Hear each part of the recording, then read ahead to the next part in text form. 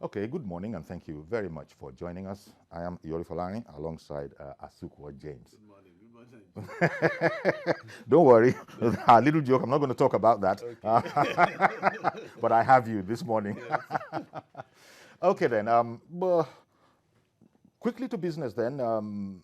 The whole PENGASSAN, Petroleum and Natural Gas Workers Association of Nigeria, they've commenced this 3-day strike, 3-day warning strike. In fact, today is the third day, and we thought we'd just, find out from the officials. We have Mr. Fortune Obi, who is the PRO of PENGASSAN, to find out if their demands have been, addressed by government. Will they be ending the strike? Well, they have to end the strike because it's a 3-day strike. Thank you very much, Mr. Obi, for joining us. Can you hear me now? Yes, I Okay. can hear you. Good Okay. morning. Good morning. Okay. I see you're on a train somewhere. Is that right? Yes, I'm on transit between Kaduna and Abuja. Oh, okay. Lovely. So talking about the PENGASSAN warning strike. First of all, I'm in studio alongside Asukwa James, so you might hear a question from him. It depends. Could you tell us about that, please? It's a warning strike. It means you want government to react. Has government done so? Yeah. First, I think there's need for me to put clarity to the current 3 days warning strike Okay. embarked upon by our branches in the regulatory agencies under the Ministry of Petroleum. The issues are basically around the inclusion of our members in the integrated personnel payroll system. It's been a long-standing issue, and as the national body, we instructed our members at those agencies to embark on a 3 days warning strike, which will terminate today. Okay. Are you saying you were not consulted before your members were actually put on the IPPIS? Yeah, we were consulted. The consultation was not. It was one-sided. I'll put it that way, because we raised our fears, we raised our concerns. We also requested that the Ministry of Finance and Accountant General create opportunity for us or run a simulation for our members or our peculiarities in the industry to be captured. You know the structure of our work. We support and regulate the operations of the international oil and gas companies and Nigerian oil and gas companies. So we work almost in the same work cycle and work structure like the IOCs. For instance, the normal civil servants do not run a 14 or 7 days time on and 7 days time off. So those are personnel supporting the oil companies.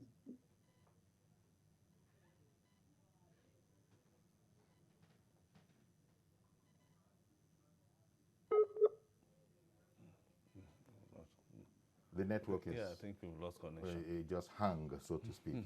It does that. But I'm sure we'll get him back pretty surely. So it's like he's putting into context the whole. The integrated payroll thing, and why they have an issue with it, because that would have been our next question. So he's sort of putting that into context. I think there's an implication that it might not be flexible enough for the kind of work that they do, and so they might be losing out. But this is my supposition from what he's saying. As soon as we get him back, we'll get to clarify that. So, okay, Mr. B is back now. You were just explaining sort of the peculiar nature of your work, of the work of your members, and I'm drawing the inference from that it might not be able to adequately, capture and understand the kind of work you do. Is that? Yeah. we might not be able. Go on, please. He hung again.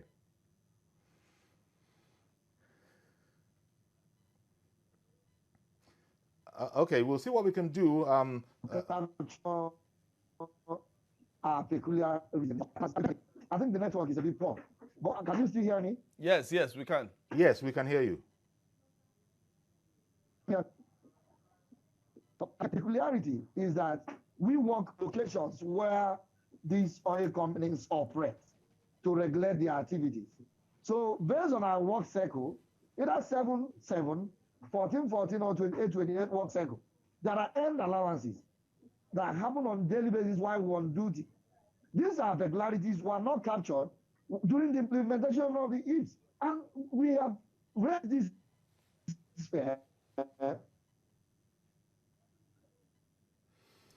Okay, as I said, we're going to see if we can think of something else, to fix this audio issue, so that we can, if need be, we'll even see if we can connect with the phone, because he was explaining this whole issue. But I think, deducing from what he has said, it's simply not configured for the kind of way they work, and they might therefore lose that. And I think we'll ask him again when he comes on. There's been some sort of a trial run, and that trial run wasn't satisfactory, seems to be what he's implying. Exactly.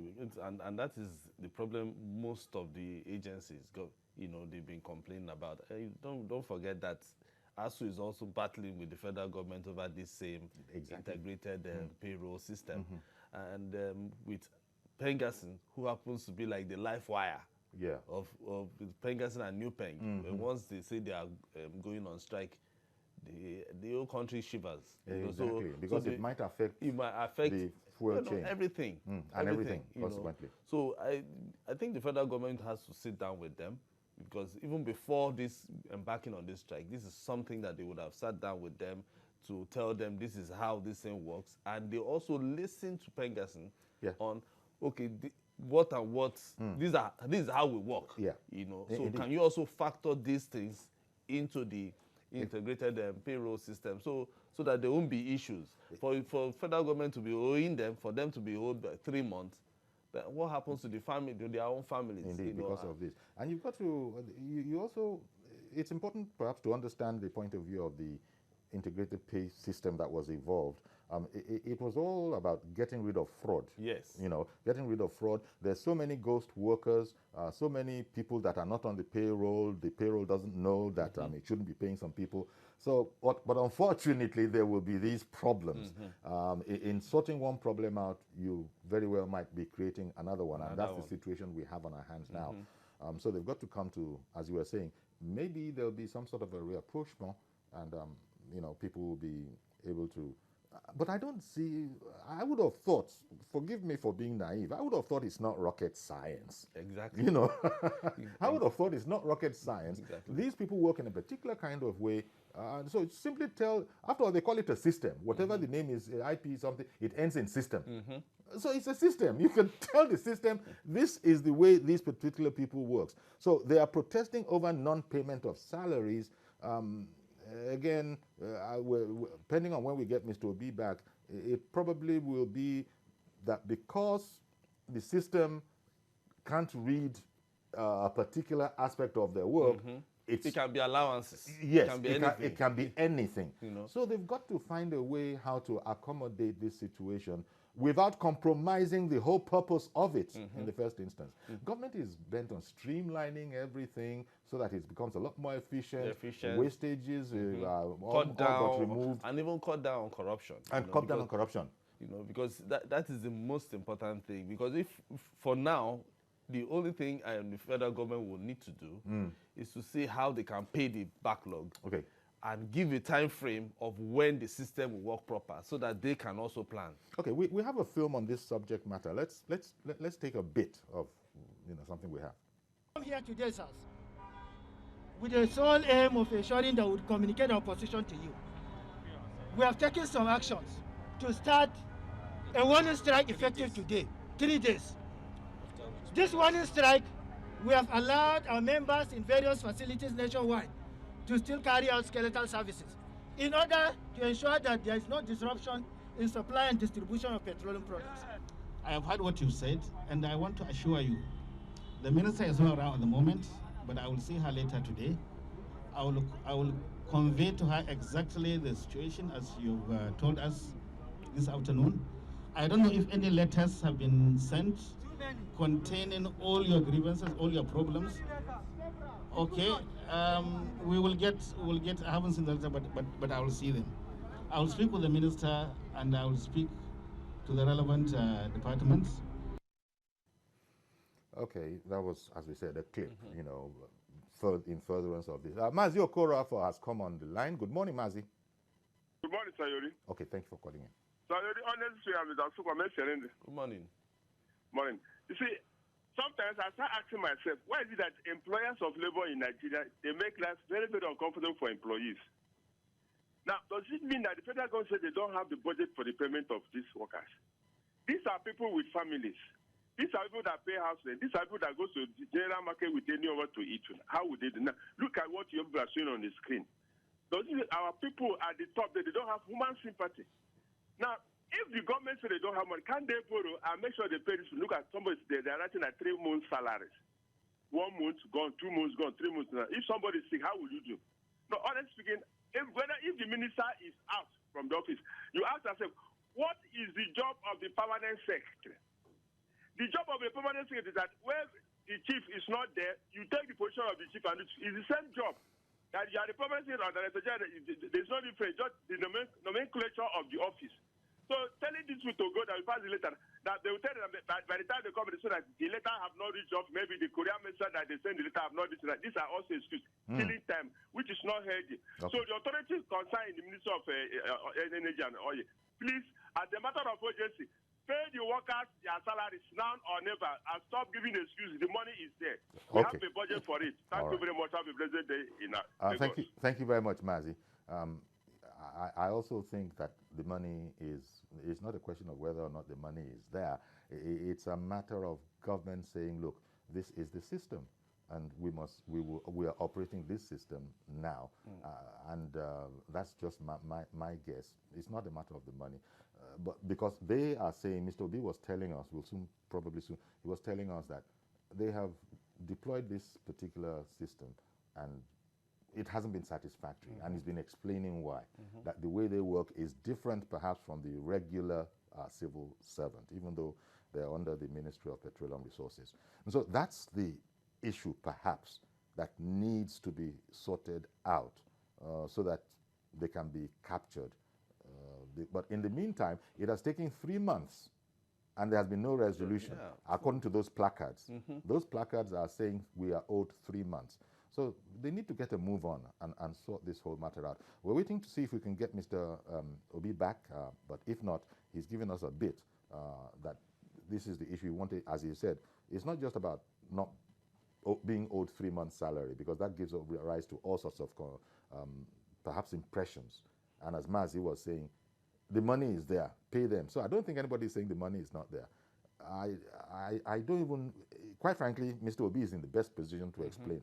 Why are they not being paid something that the system will allow? And so if they are striking that we're not getting our due, it's another issue. So what is going on? Because that is where I'm even going to.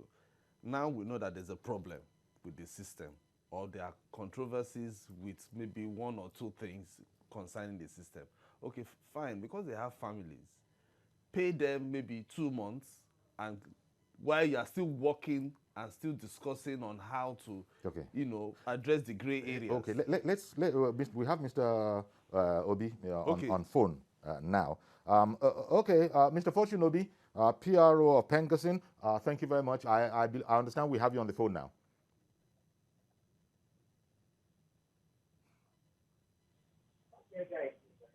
Okay. Can you hear us? Yes, I can hear you. Okay. So you were explaining. We wanted to find out. Can you hear me? Yes, we can hear you. So if you can hear us, why has there been a cessation of pay totally in the past 3 months, according to the placards that we are seeing? Why is it that they are not being paid what this system can allow, and then they are striking for maybe the rest, as you were explaining that there are other areas of your work that is not captured. Why have they not been paid anything at all in the past 3 months? Come back with your minute. Come back with your question. The line is breaking. Oh, okay, I understand. As we know, we appreciate that you're in a moving train between Kaduna and Abuja. The question was, why have they not been paid anything at all, according to the placards that we are seeing? Why the total cessation of their pay? Why not that they have been paid something, it's not adequate, and we're now protesting for the balance?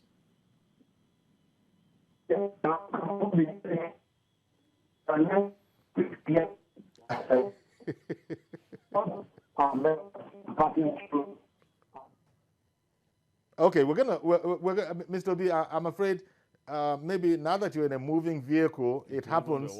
It's even a bit worse. It happens when people are trying to make calls in a moving vehicle. Sometimes, depending on where the where your location actually is. So, Mr. B, that was not working. We're going to let go of that phone call, and people can call in and comment on the issue. People who are listening to us all over the country and even beyond. So this is the situation that we seem to have on ground.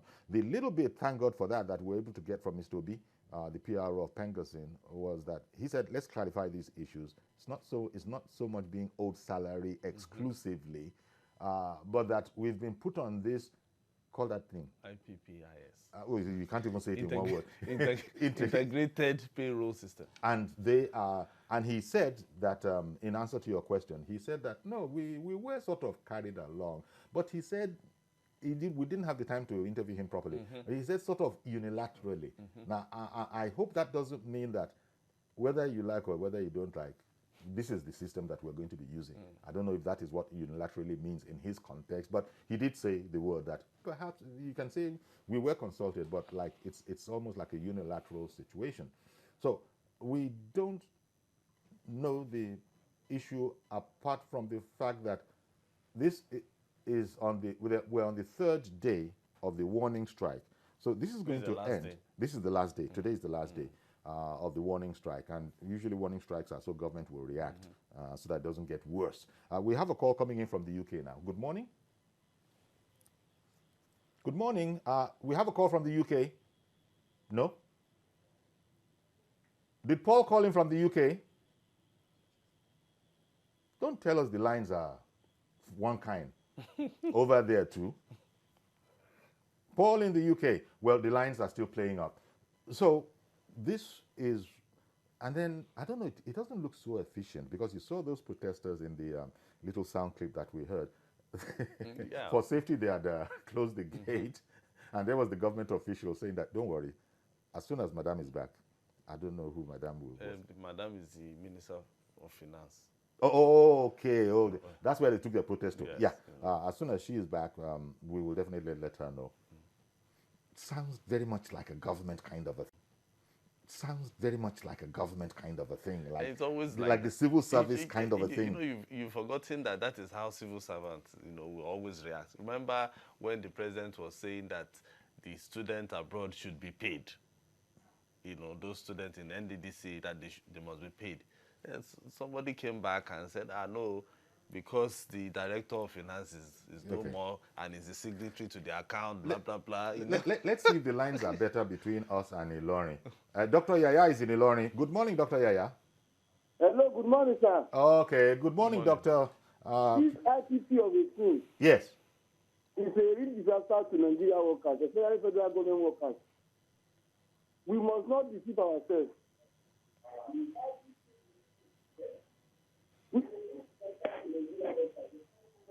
Don't listen to yourself. Carry on. Just okay. You also think that it's problematic. You think also, Dr. Yaya? Government that are benefiting from this thing. I was going to ask you, Dr. Yaya, if you can hear us. I know there's a time lag between us, but Dr. Yaya, in what ways do you think it is problematic?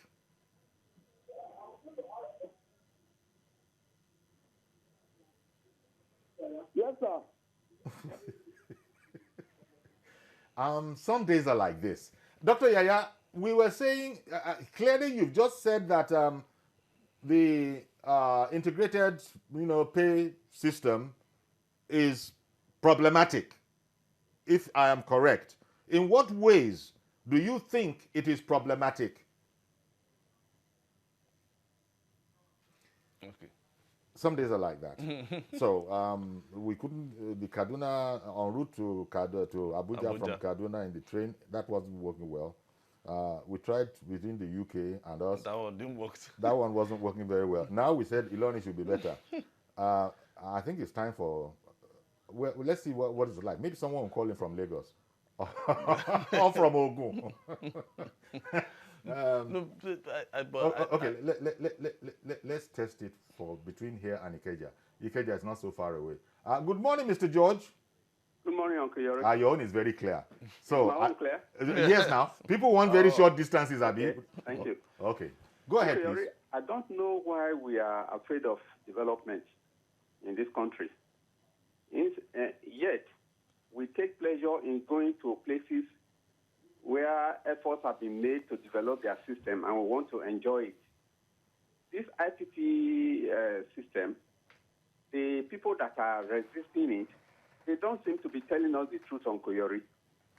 Is it because it will delay their payment, or because their earnings will be known, or they are not able to shortchange the system?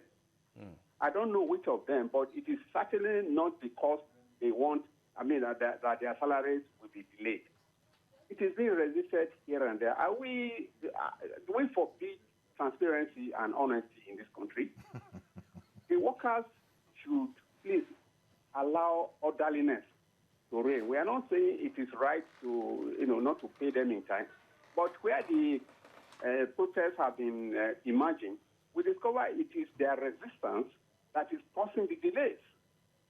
Okay. Why can't they imbibe technology? Okay. Just a question. Thank you very much for calling in, Mr. George. Again, we need to speak with people, government, union officials who know anything about the subject matter. The question Mr. George brings up, is this a resistance to change? Because don't forget that not everybody is happy with this. As soon as government introduced this integrated, payroll system. Integrated payroll system, there's been an uproar of some sort. Not everybody has been down with it. And the questions Mr. George was asking there, why the resistance? Is it just the resistance to a new thing? Don't forget we said that part of the things that the integrated pay system is supposed to sort out is things like false workers, yes, ghost workers, especially, and which many state governments have been using, yes, to know, okay, how much are they spending for salaries and all that. So what Mr. George was bemoaning was a lack of cooperation. There will be perhaps conceivably I think for some sort of disruption. For PENGASSAN, I'm not sure there is lack of cooperation. They are cooperating with the federal government, but there are some other things that are not embedded in the system which affects them. Yes, it affects directly, their pay directly. Because you can't be working and then you are not earning based on what you are working for. Yeah, even the medical workers. I remember doctors were also. Do they have a different one? It's going to be the same. It's going to be the same. I remember there was. But they will also have there was a conversation. allowances that are different because of what and doctors also work right around the clock doing as well. So let's try and listen for what they say is happening now. Do we have another call coming in? Professor, well, Mr. Mohammed, in Kaduna, right? Yes, Zaria. Oh, there you go. Good morning, sir. Go right ahead, please. What's your comment? Yeah, good morning. Can you hear me clearly? Yes, we can. Yes, the issue of IPPIS, I think, is lack of. Can you hear me? Yes, go on. Yes, it's lack of sincerity of purpose from the government. So if this PENGASSAN can claim that they are not joining IPPIS based on some facts and some of the allowances being denied, so they are very, very right. Because if governments can waive the like of FIRS not joining, NNPC not joining. What is good for the goose should be good for the gander. So they shouldn't leave one side. If the like of army as much as they are, police as much as they are, if they can join, it is necessary for them to sit harmoniously and organize how those allowances can be inputted for peace to reign. If they are sincere. Okay. If the like of Senate can get their money as at when due, their sitting allowance is not be obstructed. Everything moving smoothly. What should they, how much is this money for God's sake? All right. Thank you very much, Mr. Mohammed. Thank you for calling in. The great fear about this was that it would be disruptive of all of the supply chain, which you said, and everybody already knows, will affect everything if that were allowed to happen. So the thing is, if PENGASSAN wants to go on strike, they want to pull the junior workers, which is New Peng, into it, you know, and that would be that would be disastrous. You know, so we need to avert this particular, because this is just a warning strike. Well, we don't know what will come up later. And today's the last day of the warning strike. So we need to sort this out so that they don't go to a full-blown strike. You know. Okay, let's take a break at this point. Stay with us, please. We'll be right back.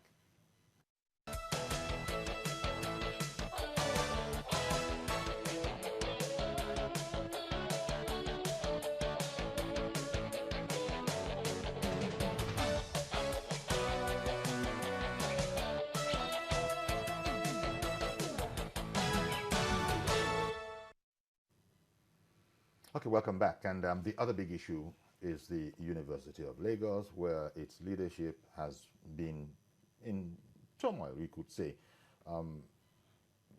Yesterday, the story was that the Vice Chancellor had been removed by the Governing Council, and that same yesterday we heard that Vice Chancellor, let me see now, the Vice Chancellor Ogundikwe had been removed, but they had appointed Professor Shoyombo to act. That same yesterday, Vice Chancellor Ogundikwe said that he still was the mayor, he still was, you know, the VC. And the Senate also said he's still the. And the Ministry of Education says that, well, the Governing Council has the power of hire and fire. But that is if after all the necessary things, the procedures, that is the due process is taken. And in any case, Professor Ogundikwe has briefed the chambers of Mike Ezekome you know, to go to court and redress this wrong that has been done him, paraphrasing his own words. So where are we exactly? Let's start off with Sharon Ijason's report. Come back, and the other big issue is the University of Lagos, where its leadership has been in turmoil, we could say. Yesterday, the story was that the Vice Chancellor had been removed by the Governing Council, and that same yesterday we heard that Vice Chancellor, let me see now, the Vice Chancellor Ogundikwe had been removed, but they had appointed Professor Shoyombo to act. That same yesterday, Vice Chancellor Ogundikwe said that he still was the mayor, he still was, you know, the VC. And the Senate also said he's still the. And the Ministry of Education says that, well, the Governing Council has the power of hire and fire. But that is if after all the necessary things, the procedures, that is the due process is taken. And in any case, Professor Ogundikwe has briefed the chambers of Mike Ezekome you know, to go to court and redress this wrong that has been done him, paraphrasing his own words. So where are we exactly? Let's start off with Sharon Ijason's report. The atmosphere at the University of Lagos on Thursday, the 13th of August 2020 was a little tense. Both teaching and non-teaching staff could be seen in clusters, apparently perturbed by recent developments at the institution. To think that anybody will become Vice Chancellor, is that the position of Congress? The Senate's position came on the heels of an emergency meeting at the Ade Ajayi auditorium of the campus in reaction to the purported sack of Professor Ogundikpe as Vice-Chancellor by the Governing Council of the university. Addressing journalists at the end of the meeting, Professor Chioma Agomo, who chaired the emergency Senate meeting, announced that the Senate also passed a vote of no confidence on the Pro-Chancellor and Chairman of the Governing Council, Wale Babalakin. To be faced with this, that an institution governed by a Pro-Chancellor, that's a lawyer, that should pride itself in the rule of law, and we have kangaroo, and for that matter, an alumnus of a faculty of law, the primus inter pares, the flagship of the university, to perpetrate this travesty of justice. It's very sad. Shortly after, the joint unions of the University of Lagos welcomed Professor Oluwatoyin Ogundikpe to the campus. These followed a peaceful walk around the school. I also want to call on the Executive Secretary of the National Universities Commission, the regulator, and the Honorable Minister of Education to please stop and annul the purported illegal removal, and because of the consistent violation of the university regulation by the Dr. Wale Babalakin-led council, we pray that that council be immediately dissolved. Consider the number of years that all of you have invested into this system. So you are an investor in this system. So remain an investor to move this university forward. Remain a builder to build this university. And let us continue to pray for peace. And let us continue to look up unto God, the author and finisher of our faith. And let us wait for the directive from the government. Meanwhile, the coalition of civil society groups and good governance has called on the governing board of the University of Lagos to immediately reverse its decision and reinstate Professor Oluwatoyin Ogundikpe. While we call on the immediate reinstatement of the Vice-Chancellor due to lack of evidence and improper constitution of the panel of inquiry, we also urge that a white paper on the so-called investigation be made public for the sake of accountability and transparency.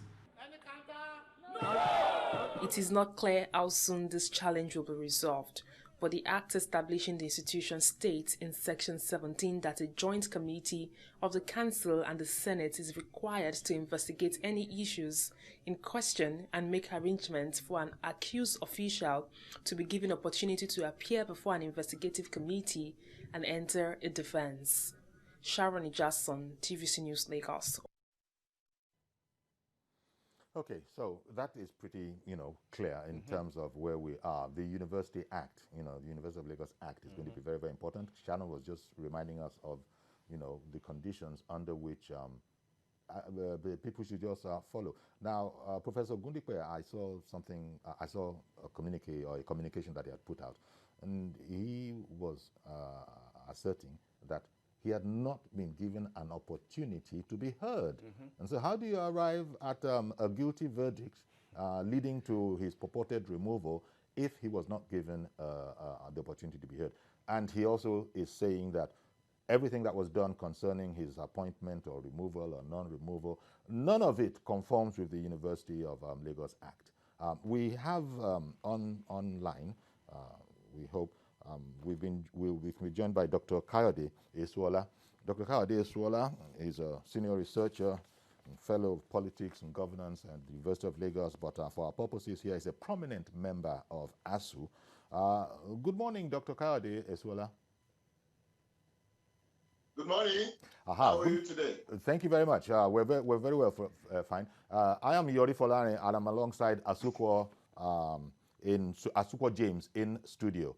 Now, what is, maybe I want to take it from the point of view of your being a prominent member of ASU and all the goings on in the University of Lagos. What is your view as to the point we're at now? From the Vice-Chancellor being removed to another professor being put in there to act for him, to the Vice-Chancellor briefing a legal, a legal firm to go to court. What exactly is the situation now? Well, thank you. Answering this question as a unionist first, my submission is that what our prominent union, our great union, ASU, has done is noble and absolutely correct. ASU is a stakeholder in the educational system, and because it is a union of intellectuals, it has the responsibility of ensuring that right procedures, normal processes, and the Dr. rule Esola, of law. Dr. Esola, sorry to interrupt you. Yes. Could you angle your phone down a bit? Because we're only seeing the top of your head. Thank you. Oh, okay. Could you angle it down? Excellent. Excellent. Yeah. Okay. So what I'm saying is that as a union of intellectuals, ASU has the responsibility, as expected by the society, to campaign for normal procedure and rule of law in whatever decision the university authorities or the government can make. Remember that University of Lagos is the only one that is established by Act of Parliament. There are rules to follow in any action that has to be taken. My understanding of the role of the union is that the union is neutral because it should be. The union is not taking any side because it shouldn't take any side at all. What I understand the union as doing is to ensure that the rule of law is followed when decisions have to be taken from the point of view of a unionist. Okay. And from the point of view of the unions, is it your considered opinion that there hasn't been a total compliance in this regard on the part of the council? Well, I want to be a bit careful here. I will not make an authoritative statement as to whether the right procedures have been followed or not. This has to do with rules. This has to do with law. And even lawyers will tell you that in most cases, they don't understand the law. It is court that declares the law what it is or what it is not. And that is why I salute the courage of Professor Ogundipe for approaching the court. That, to me, is civility. Because however sacrosanct the law may appear at any point in time, only when it is interpreted by a competent court of law that it can be taken as a particular position. So for me, I am not on that platform of judging whether the process of removal is legal or not. I don't have the competence to do that. But my point is clear, that the role of the union that is playing, that I see it playing, and I do play is the rule of law to be followed at any point in time. And that is what I think the Vice Chancellor, Professor Ogundipe, is also following now, to approach the law and see to it that the removal is interpreted, analyzed, interrogated and reinterrogated to make a statement as to whether it is correctly done or otherwise. Law can only make a statement of whether it is valid or not my personal opinion. But the registrar that put out the statement is a member of ASU. The registrar is not a member of ASU. I see. Okay. Thanks for that clarification. The registrar belongs to the academic, non-academic union association, NASU, SANU. They have their own union called SANU. Okay. You know, the registrar not a member of ASU. He is only the secretary to the council, not a member of ASU at all. And that is part of the beauty of the university system. There is, check and balance, within the administration.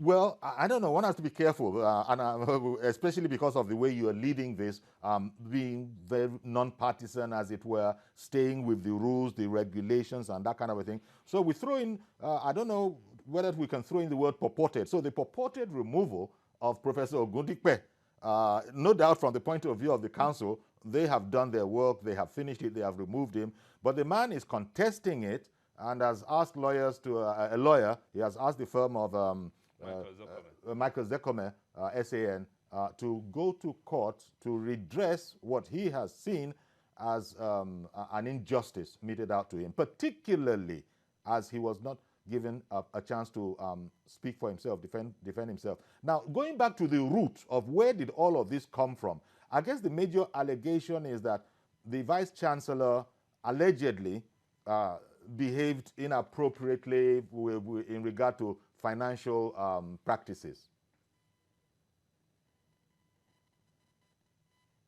Yes, what we have on papers circulating, queries displayed to the public,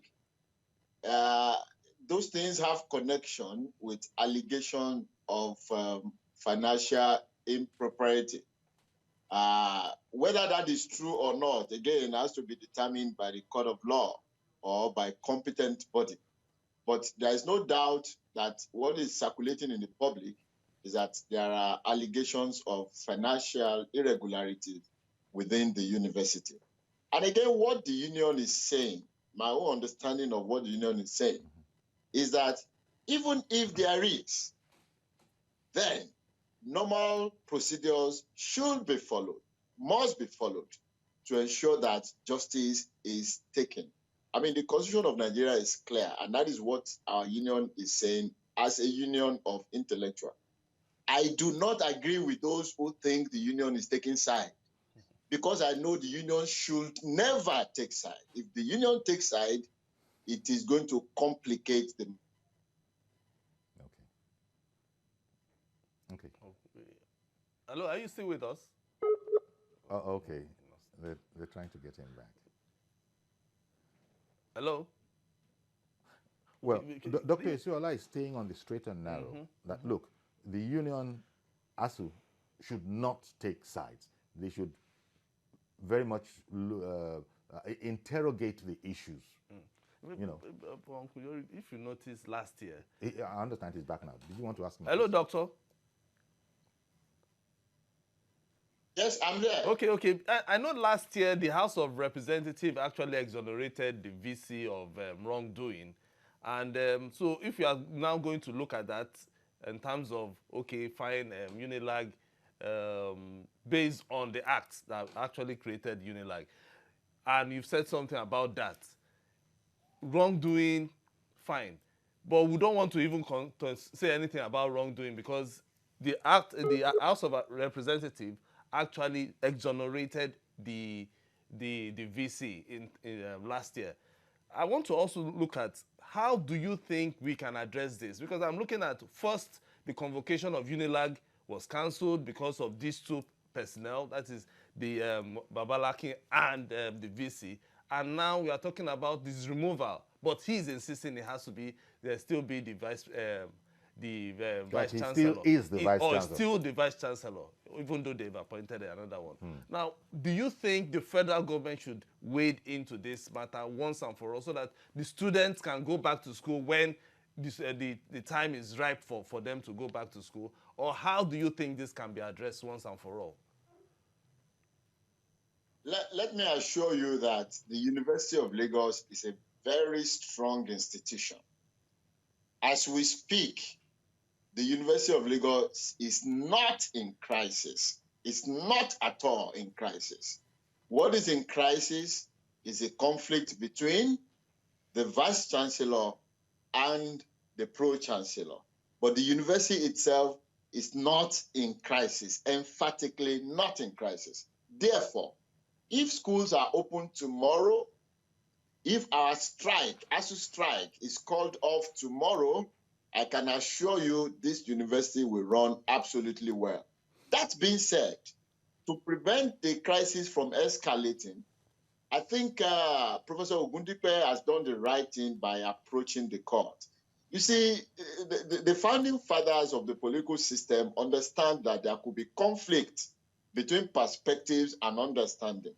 Here we have the Pro-Chancellor on one hand representing the council, which believes that the Professor Ogundipe-led administration has erred. We have, on the other hand, the Professor Ogundipe and his administration that is saying we have not heard. When there is such conflict, you go to the judiciary to redress the matter. And that is the wisdom in what Ogundipe has done. Okay, it looks like it has hung again. Yeah.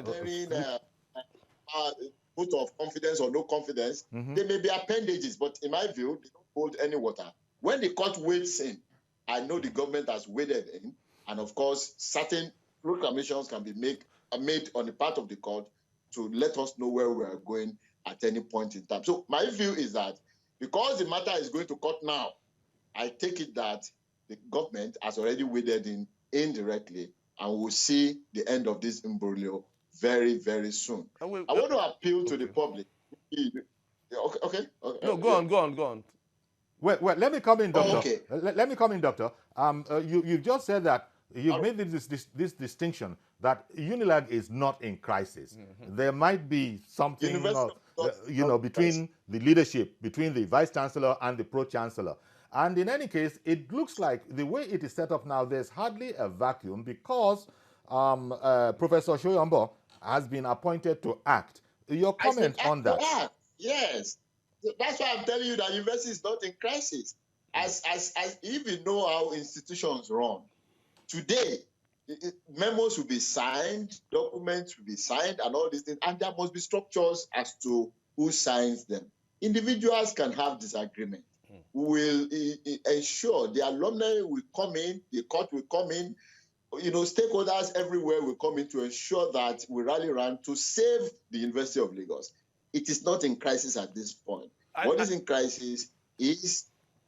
I know you said something to save the University of Lagos. The Vice President is an alumnus of the University of Lagos. So do you think he should also come into this? Or should we just leave him out completely? Well, I don't believe in all this personal approach to solving problems. Vice President is just one person. I mean, the President also is just one person. That's what I would teach my students in the class. Okay, 1 second, please. Institutions should raise issues. Institutions should solve problems, not individuals. Okay. And that is why I am saying that Professor Ogundipe has done the right thing by approaching the court. Court is an institution. Okay. Whatever the court says is beyond what the Vice President says. It's also beyond what the President, Commander-in-Chief of Federal Republic says. The court is the final.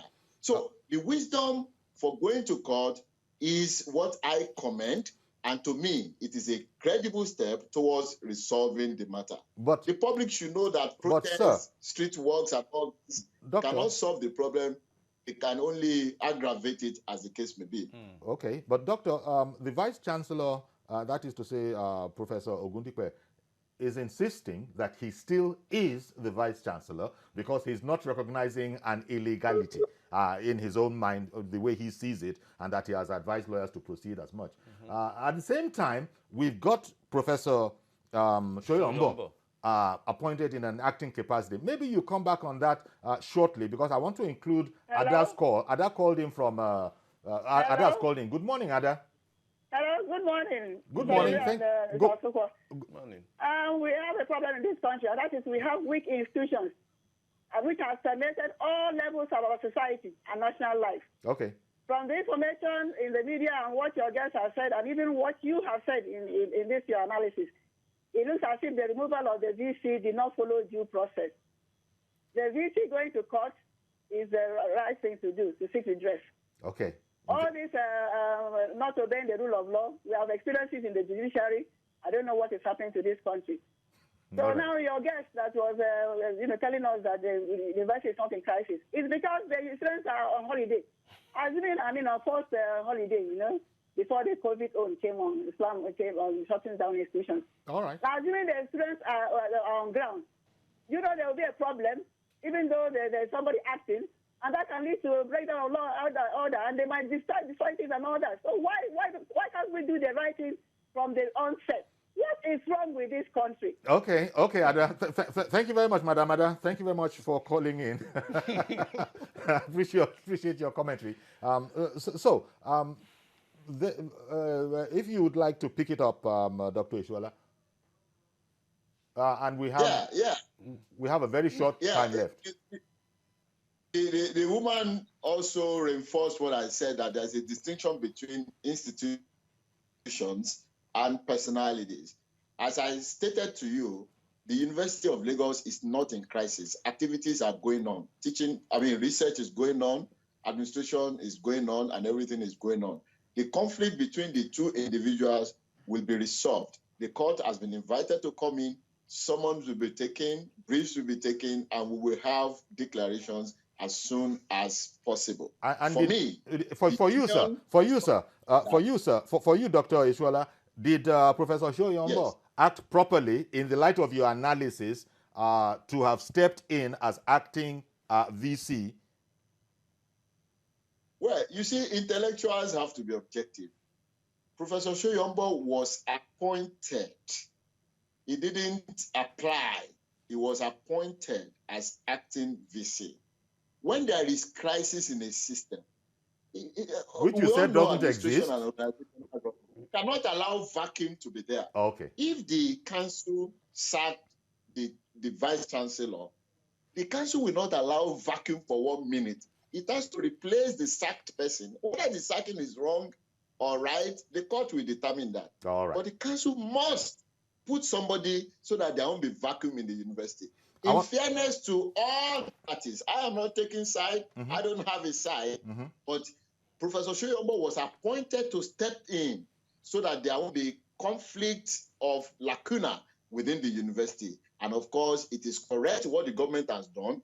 Whether he now decides to accept or reject lies on his own, person and his own. I'm afraid we've completely run out of time, Dr. Ishwala, but I want to thank you very much for the benefit of your analysis and perspectives on this issue. Thank you very much, prominent member of ASU, University of Lagos, Dr. Kayode Ishwala.